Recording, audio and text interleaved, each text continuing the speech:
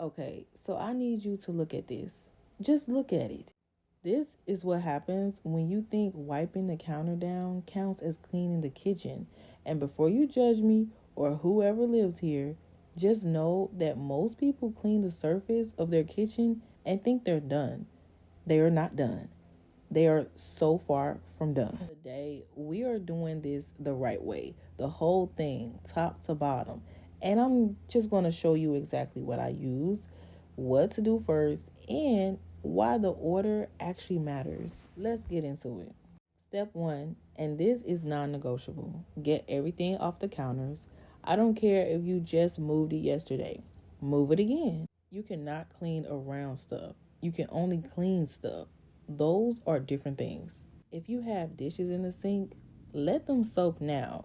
Hot water, a little dish soap, just let them sit there while you do everything else. Multitasking, we love it. Also, grab your supplies before you start. Nothing's worse than being elbow deep in grease and realizing your deep greaser is in the other room. I keep everything in one caddy so I'm not doing laps around my house. Game changer.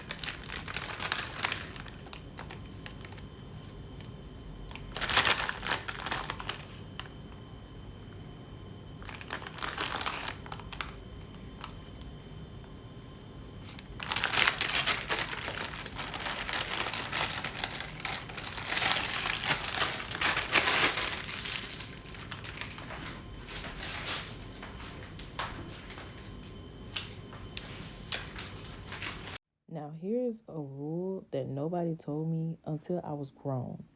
Always clean top to bottom. Always. Because gravity is real and whatever falls off the top is going to land on whatever you just cleaned at the bottom. Don't fight physics. Cabinet doors get ignored the most. And I know that best. Because at my old house, the doors were just horrible. Like, we did not clean those at all. We literally had grease, like backed up grease, and it was even hard to get off the doors. So, to maintain clean cabinets, clean them off as you go. But think about how many times a day you're touching those with cooking hands, greasy hands, random hands. They are just disgusting. Spray them down, wipe in sections, and don't forget the handles.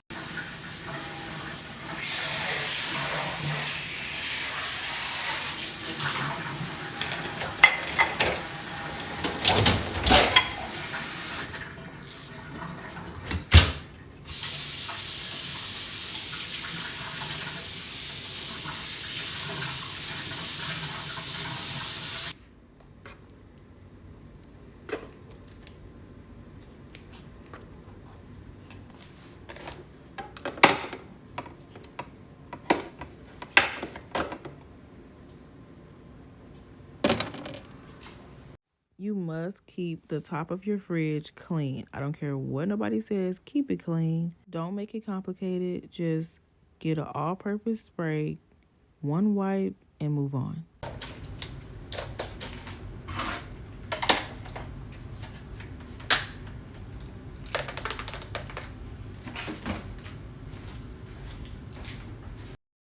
the process of me cleaning up, I like to straighten up at the same time. Hence the multitasking. Meaning, if I'm washing dishes or I put the dishes in the dishwasher and I have that running for about an hour or so, however long the dishwasher runs, I'm going to fill up the water filters or organize the countertops or organize a closet, whatever it may be.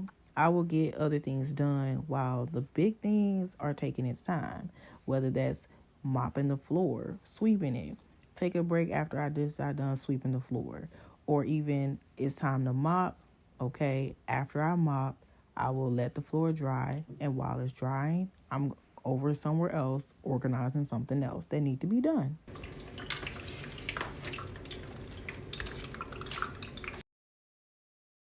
Now, the stovetop is where the kitchen goes to tell on you.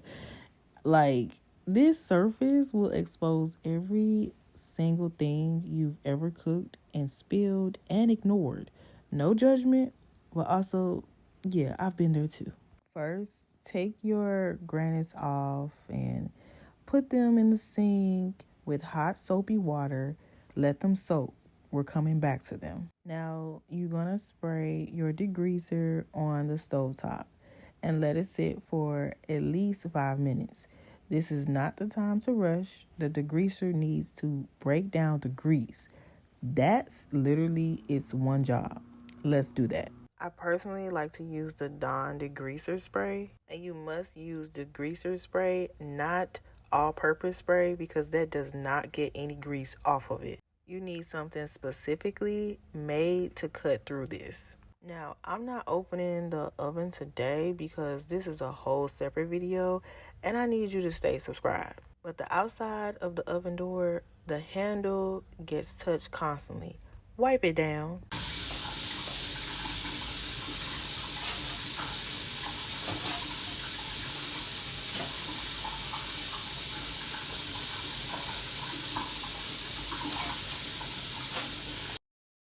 Now, this is your choice. You can either sweep or vacuum before you mop. I have a broom, so we're going to be sweeping. And I don't make the rules, gravity does, okay?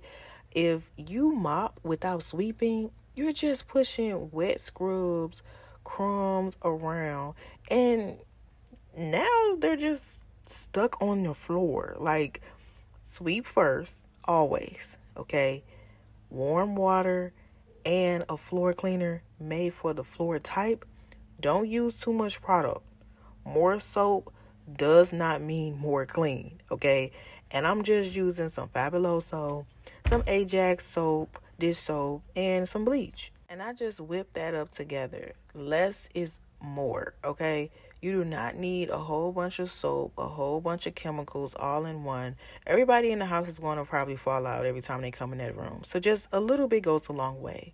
Also, mop yourself towards the door so you're not walking back over the wet floor. I've learned this the hard way multiple times. Mop towards the exit. Don't trap yourself.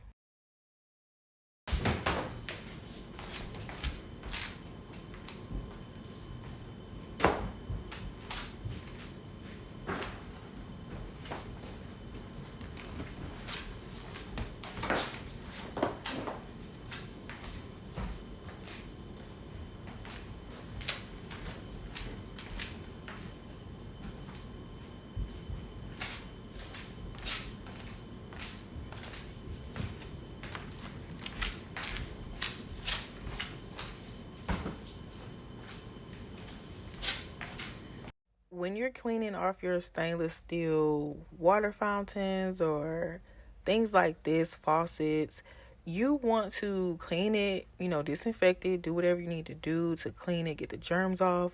But I like to go in with a Windex cleaner. That is just like cleaning your windows or your mirrors in your home. Like, that cleans it and it gets it so shiny, gets the fingerprints off. It looks like a brand new faucet. That is my pro tip, and you can get this literally any store.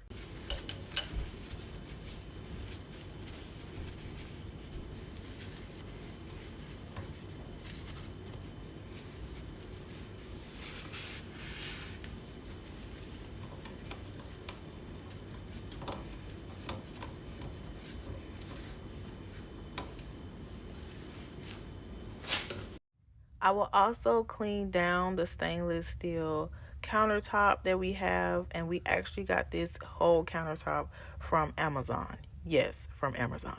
Now, I usually go in and wipe it down with the cleaning products, and then after that, it has like the water residue. So, I will go in with the Windex as well and spray the top just to make it look smooth and clean and just chef's kiss, literally. Okay.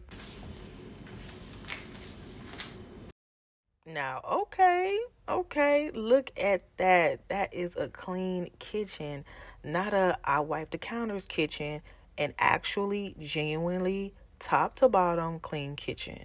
The whole thing took about an hour and a half, maybe a little bit more if your stovetop was having a moment, okay? But now you know the order, you know the products, and you know why it works. If this helped you, save it for the next time your kitchen is judging you, because it will. And subscribe, because we do this kind of thing around here all the time. See you in the next episode.